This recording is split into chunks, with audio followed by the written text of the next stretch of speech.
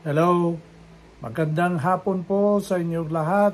Nandito na naman po ang inyong kapatid at kaibigan na si Lolo Ben na nagbibigay sa inyo ng kwento araw-araw. So ano ngayon ang kwento natin ngayong araw na ito? Alam niyo, napansin ko sa nakalipas sa 2 araw, nagiging agresibo na ang ating presidente na si Bongbong Marcos Jr. Nung una, nagsalita siya at sinabi niya na tigilan niya itong mga bangayan, tigilan muna itong mga pagmumura, at tigilan lang muna itong mga usap-usapan kung ano-ano. So medyo na-temper po yung bangayan po between kay yung grupo po ni Vice President Sara at saka yung Malacanang. Kanina umaga, nakita ko wala nang tao sa EDSA. Wala na rin tao sa Veterans Medical Center. So nawala na po yung mga naghihintay ng People's Power. At sinabi ko sa inyo kahapon na hindi na po pwede ang people's power dito sa sitwasyon natin. Wala na yon. Tapos na yon. Hindi na po mauulit sa panahon na ito. So, nung isang araw, maganda yung sinabi ni Presidente. At kahapon, merong nai-post ni Katunying na isang text message na nagsasabi na galing kay Presidente Bongbong Marcos at ang sinasabi walang bagay at hindi importante itong pinag-uusapan tungkol sa impeachment ni Vice President Sara Duterte dahil ito po ay nakakagamit ng importanteng time o panahon para maiayos natin ang problema ng ating bansa. Kasi ang sabi ni Presidente, hindi importante ito yung impeachment. Tigilan nyo na yan dahil mauubos ang panahon natin na i-focus natin ang sarili natin sa mga problema ng ating mga kababayan.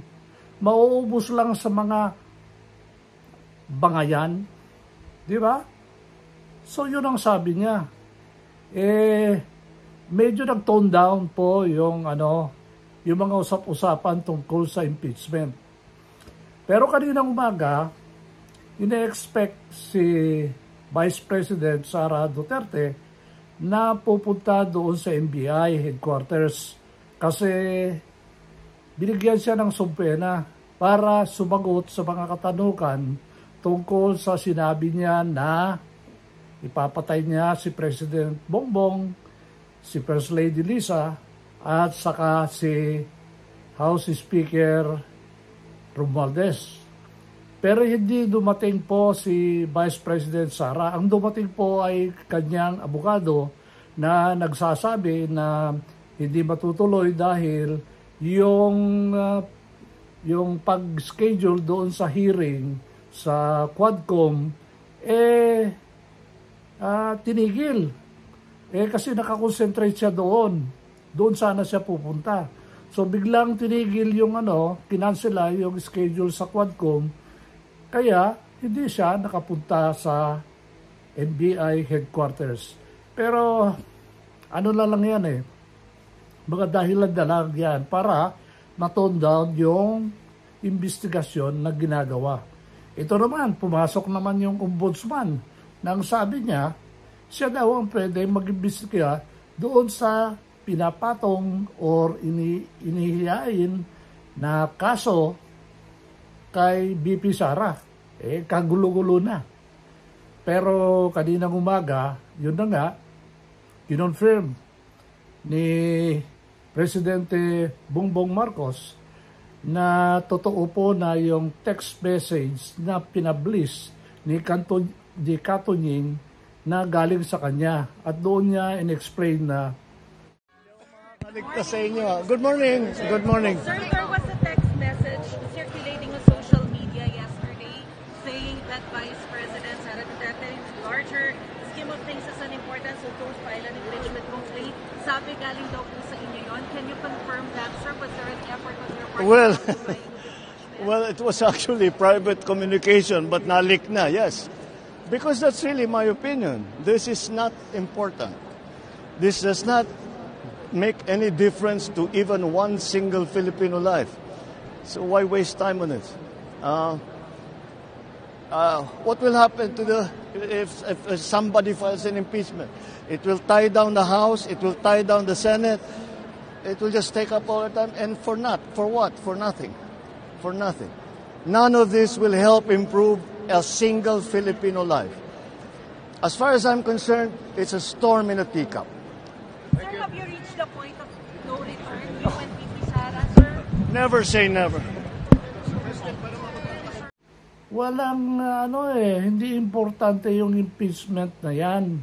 Ang importante is maayos natin ang mga problema ng bansa natin. Kaya sunod-sunod yung mga araw na nagpunta siya doon sa yung bagong faktorya ng Robina, Universal Robina Foods. Dahil dito, ginagawa yung mga arena, pagkain, noodles, at siya po ang nag-open ng ceremony dahil itong faktorya na ito ay malaki sa may Sariaya, Quezon. 10 hectares po yon at ito po ay nakakadagdag po sa ating kinakailangan na pagkain dito sa bansa natin. At kapag nandito yung faktorya, siyempre bababa po yung presyo nung bibilhin natin. At yun na nga, bumisita rin si Presidente sa Southern Luzon, Kuman. Nandito po yung isa po sa pinakamalaki na grupo ng Armed Forces of the Philippines. Nandun po yung Philippine Navy, Philippine Marines at saka Philippine Army na magkakasama sa headquarters ng Camp Lucban sa may Lucena City. At alam niyo nung unang panahon yan, doon po nang gagaling yung mga pwersa ng Armed Forces noong magkakaroon sana ng kudeta. At siyempre sinabi ni Presidente na ito ay mga ingay at huwag sana kayong padadala at huwag kayong magpapaloko dahil ako ang inyong Commander-in-Chief. Sa akin lang kayo maniwala at mag-stay focus tayo sa trabaho natin sa ating mga kababayan.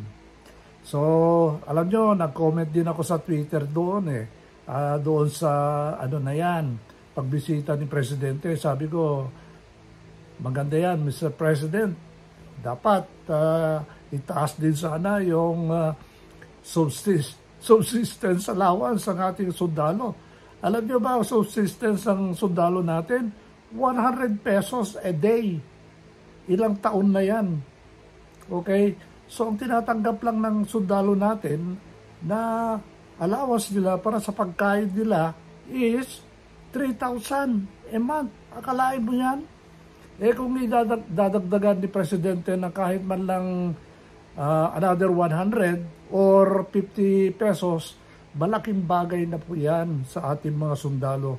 At alam nyo ba, ang sundalo po, ang natatanggap lang nila na aktual na sahod nila, pag nasa combat area sila, yung subsistence allowance. Kasi, yun po ay cash na tinatanggap nila. Yung sweldo nila, nasa ATM card. At karamihan sa ating mga sundalo, ang humahawak po ng ATM card ay si Mrs. Kaya si Mrs. ang may control doon sa sweldo ng ating mga sundalo at sa mga ating mga opisyal. So nakita nyo ang realidad ng buhay ng isang sundalo. Ang pera ng isang sundalo ay yung subsistence lang, which is 3,000. At kung alam nyo lang sana yung pagkain ng sundalo araw-araw, saan pupunta yung 100 pesos sa isang araw? Yung Jollibee nga magkano?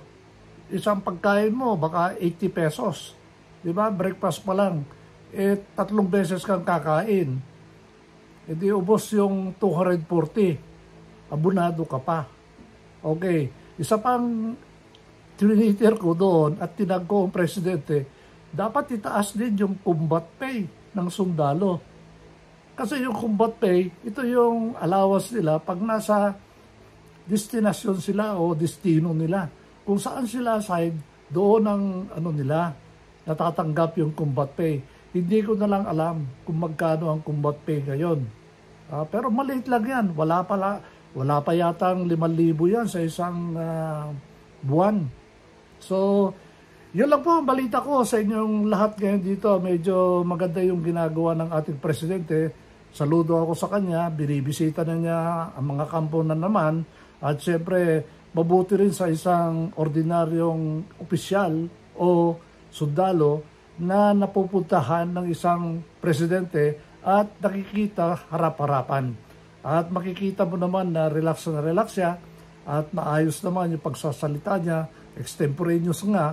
Pero alam niyo nung panahon ni Presidente Marcos, pag bumibisita sa mga kampo yan, may ano yan, may for the boys yan. Kung maalala ko pa, may for the boys yan. So yun lang po ang ating kwento ngayong araw na ito at tuloy-tuloy lang tayong magmomonitor kung anong nangyayari sa ating bansa. At siyempre, nandito ako para magkwento para sa inyo. Para malaman din nyo, in return, malaman din nyo kung ano po ang nangyayari sa ating bansa. Salamat po at magandang hapon po sa inyong lahat.